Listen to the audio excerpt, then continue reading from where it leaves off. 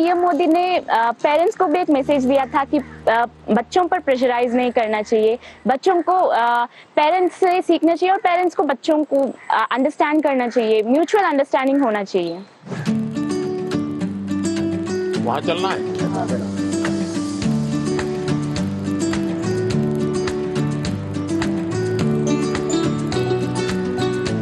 आइए, थोड़ा थोड़ा निकट आइए, सब लोग काफी दूर दूर है, मेडिटेशन करना है। हाँ, मेडिटेशन सिंपल अपनी भाषा में कहेंगे तो क्या कहेंगे, ध्यान केंद्रित कर। देखिए अभी ये फाउंटेन चल रहा है, पल भर के लिए उसकी आवाज सुनिए।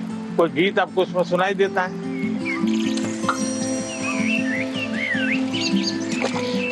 मुझे इस सब में से सबसे अच्छी बात तब लगी जब पीएम सर ने सबको मेडिटेशन कराने के लिए बोला, स्पेशली जब उन्होंने कहा कि जो फाउंटेन था उसको ऑब्जर्व करो और आपके दिमाग में क्या चल रहा है उसको भी ऑब्जर्व करो। क्या पक्षियों की आवाज सुनी थी?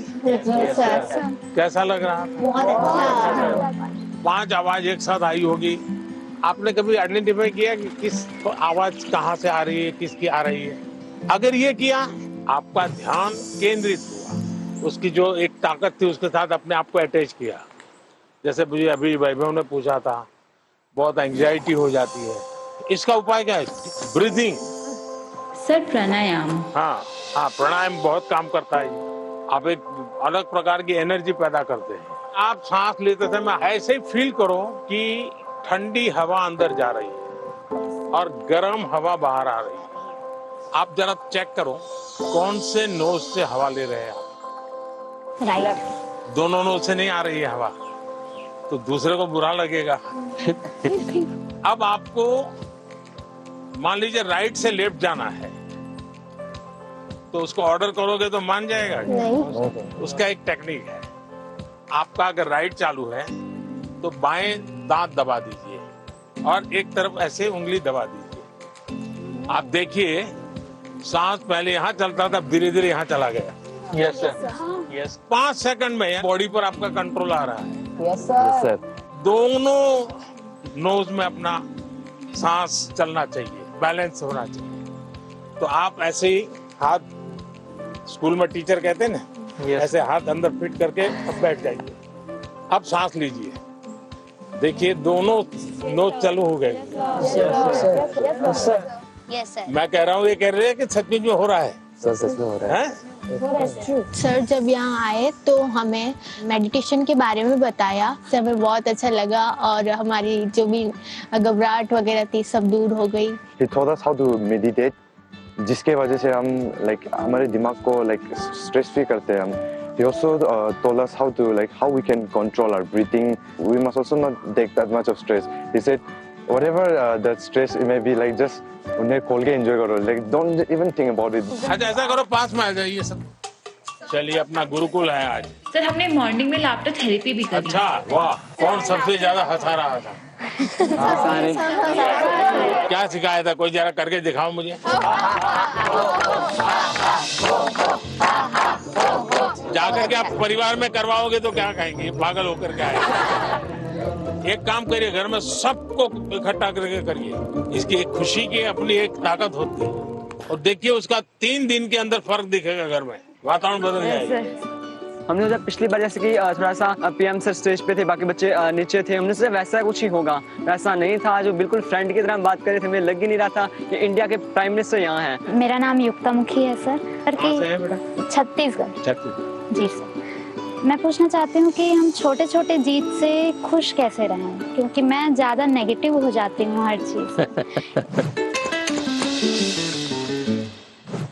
क्या कारण है? आप खुद ही सोचती हैं कि और लोग कहते हैं इसलिए आप नेगेटिव हो जाती हैं? इतना परसेंटेज मैंने 10वीं में सोचा था कि 95 आ जाएंगे, लेकिन 93 आ गया, 2% कम हो गया, तो उसके में मैं बहुत ही ज्यादा डिप्रेस्ड हो गई थी। देखो बेटे, मैं तो इसको सक्सेस मानूंगा। टारगेट ऐसा होना है जो पहुंच में हो लेकिन पकड़ में न हो। तो पहले तो मैं आपको बधाई देता हूं कि आपने अपनी ताकत से 2 पॉइंट ज्यादा टारगेट रखा, तो बुरा नहीं है। और आपने 90, और आप देख लीजिए अगली बार अगर आप 97 टारगेट रखोगी, आप 95 ले आओगी। आपका गर्व इस बात का है कि आपने 95 का टारगेट रखा था और आपने 97 का नहीं रखा, 99 का नहीं रखा, 100 का नहीं रखा, 95 रखा, क्योंकि आपको अपने विषय में भरोसा था। एक ही चीज को आप अलग तरीके से देख सकते। Sir, in the examinations time, the many students fear, sir, about exams, sir, and they did not take care about of the health, sir. पहली बात है कि ये जो मुसीबत है ना, उसका कारण विद्यार्थी कम है। सबसे पहला दोष है उसके परिवार के लोगों का। उसको अच्छा आर्टिस्ट बनना है, बहुत बढ़िया ड्राइंग करता है,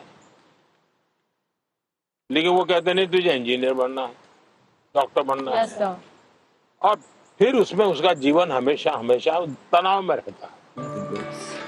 तो सबसे पहले तो मेरी माँ बाप परिवारजनों से आग्रह है कि आप अपने संतानों को समझने का प्रयास कीजिए, उनको जानने का प्रयास कीजिए, उनकी इच्छाओं को समझिए, उनकी क्षमताओं को समझिए, उसके अंदर जो क्षमता पड़ी है उसके अनुरूप वो क्या करता है उसको मॉनिटर कीजिए, हो सके तो उसको मदद कीजिए। अगर मान लीजिए उसको खेल कूद में रुचि आपको दिख रहा है तो कहीं खेल स्पर्धा देखने के लिए ले जाइए, उसको देखेगा, मोटिवेट होगा। दूसरा है टीचर्स। स्कूल में टीचर भी ये वातावरण बना देते हैं, जो 4 अच्छे बच्चे होशियार होते हैं हर बार उनको पुचकारते हैं, बाकियों को बिल्कुल गिनते ही नहीं है, लास्ट बेंच पर बैठो, तेरा काम नहीं है, ये उसको डिप्रेस कर देते हैं। टीचर से भी मेरा आग्रह है कि आप विद्यार्थी के बीच में कोई तुलना मत कीजिए, आप किसी विद्यार्थियों को और विद्यार्थियों के बीच में टोकना मत कीजिए। कुछ कहना है तो उसको अलग से हाथ लगा के दो, बेटे तुम बहुत अच्छे हो, बहुत मेहनती हो, थोड़ा इसमें ध्यान दे दो। और विद्यार्थी को फिर सोचना होगा मैं मेहनत करूं, अच्छा से अच्छा लाऊं, पिछली बार से अच्छा करूंगा, मेरे और दोस्तों के सामने भी अच्छा करके दिखाऊंगा। लेकिन यही जिंदगी नहीं है। मैं जब से देख रहा हूं आप अपने में ही खोई खोई लग रही हो, खुल करके मिल नहीं रही हो। As being a senior student of my school, much of the time I used to motivate my juniors regarding their test examinations or whether it's about cultural literature competitions. But sometimes I feel like I'm not being able to motivate myself. आप कभी भी अपने आप को अकेला मत करिए। आप खुद अकेली अपने लिए बहुत सोचती हो, किसी को शेयर नहीं करती हो। किसी व्यक्ति की जरूरत है जो आपको मोटिवेट करे। आपके परिवार में कोई, आपके सीनियर्स में से कोई। दूसरा, हो सके अपने आप को चैलेंज कीजिएगा, आज मुझे 10 किलोमीटर साइकिल चलानी है, अरुणाचल के पहाड़ों में भी 10 किलोमीटर हो जाए तो पूरा दिन भर एंजॉय करो। तो देखिए आज मैंने कर लिया, आपका विश्वास अपने आप बढ़ता जाएगा। तो छोटे छोटे प्रयोग होते हैं, खुद के साथ हमेशा खुद को पराजित करना, वर्तमान को ऐसे जीना कि पास्ट हमारा पास्ट हो जाए। उन्होंने एक बात कहा था कि सेल्फ गोल होना बहुत जरूरी है, आपको खुद मोटिवेटेड रहना चाहिए और खुद मोटिवेट करने के लिए आप बहुत सारी चीज फॉलो कर सकते हैं, जैसे कि आप छोटे छोटे अचीवेबल आप गोल्स रखिए अपना, और जब आप वो गोल्स को अचीव कर लेते हो तो हमेशा आप अपने को रिवॉर्ड किया कीजिए। इस तरह से उन्होंने मतलब कई बातों से मुझे मोटिवेट किया था। सर आपका कौन सा मोटिवेटर है? मेरा मोटिवेटर आप ही लोग हैं। जैसे अजय ने गीत लिखा, परीक्षा पे चर्चा मेरी किताब तो मैंने भले लिखी, लेकिन कोई अजय है अपने गांव में बैठ करके उसको अपनी कविता में ढाल रहा है। मतलब मुझे लगता है कि मुझे इस काम को ज्यादा करना चाहिए। अगर हम अपने आसपास देखें तो हमारे लिए मोटिवेशन के लिए बहुत चीजें होती है। मनन चिंतन आत्मसात होता है, मतलब बात को पहले सुनते हैं, उसमें समझते हैं, वो आत्मसात कर नहीं पाता। आपने सुना, उसके बाद चिंतन किया, तो किस चीज का चिंतन किया? आपने उनके शब्दों का, उनके पाठ का चिंतन किया। अगर कोई कहे सुबह जल्दी उठ जाना चाहिए, फिर मैंने मनन किया, हाँ उठने के इतने इतने फायदे होते हैं, फिर मैं सो गया, फिर आत्मसात कैसे होगा? मैंने जो सुना उसको मैंने अपने आप को एक लेबोरेटरी बना करके उसको तराशने की कोशिश की। क्या अगर मैं करता हूं तो मैं आत्मसात कर सकता हूं।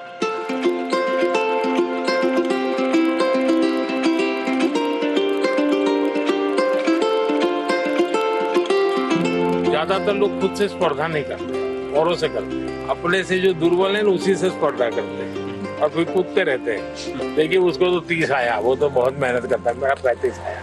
और जो खुद से स्पर्धा करता है उसका विश्वास कभी टूटता नहीं है।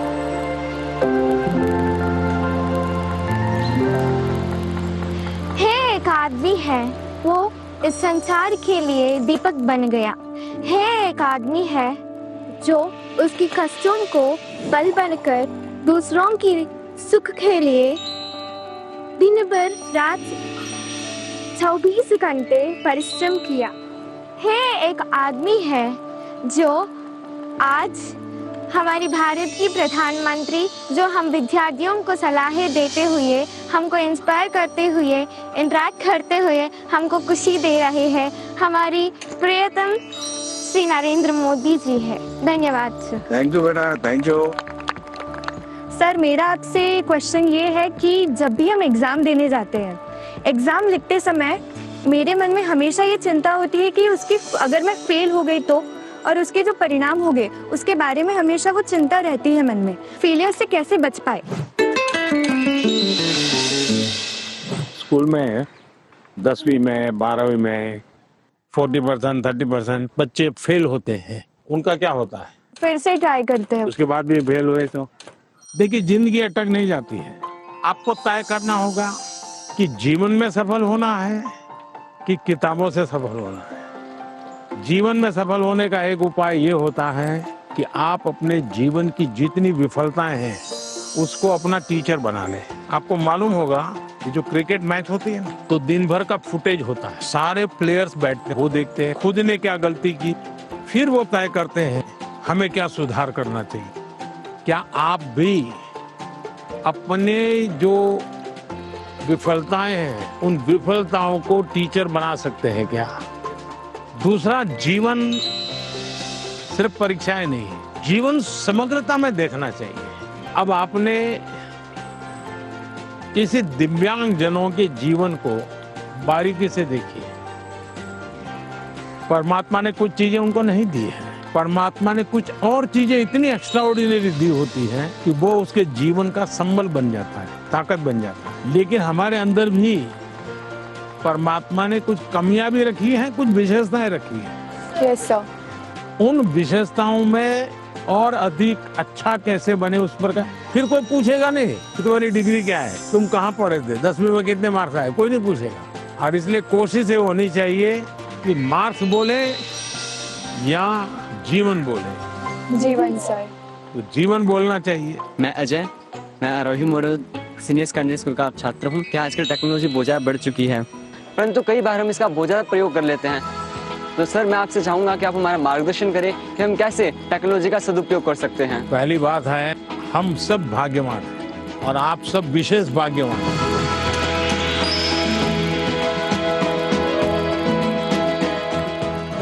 आप उस युग में बड़े हो रहे हैं जिस युग में इतनी बड़ी मात्रा में टेक्नोलॉजी का फैलाव है, प्रभाव है और उपयोग है। और इसलिए टेक्नोलॉजी से भागने की जरूरत नहीं है, लेकिन आपको तय करना होगा कि क्या मैं रील देखता रहता हूँ, क्या उसी में समय जाता है क्या मेरा, या मुझे इस चीज में रुचि है तो उसकी बारीकियों में जाऊं, उसके एनालिसिस में जाऊं, तो टेक्नोलॉजी एक ताकत बनेगी। टेक्नोलॉजी को तूफान मत समझो, वो कोई बड़ा साइक्लोन नहीं जो गिरा देगा। आप मान के चलिए कि जो लोग रिसर्च कर रहे हैं, इनोवेशन कर रहे हैं, टेक्नोलॉजी बना रहे हैं, वो आपकी भलाई के लिए कर रहे हैं। और हमारी कोशिश यही होनी चाहिए कि हम टेक्नोलॉजी को जाने, समझे, उसका ऑप्टिमम यूटिलाइजेशन करें। सर मेरे पास एक क्वेश्चन है। सर किसी काम को अच्छे से करने के लिए हमको अपना बेस्ट कैसे देना चाहिए? हमें निरंतर बेस्ट करने का प्रयास करना चाहिए, और बेस्ट करने की पहली शर्त होती है कल से अच्छा करना। हमारी फैमिली हमारे भले के लिए बोलते हैं कि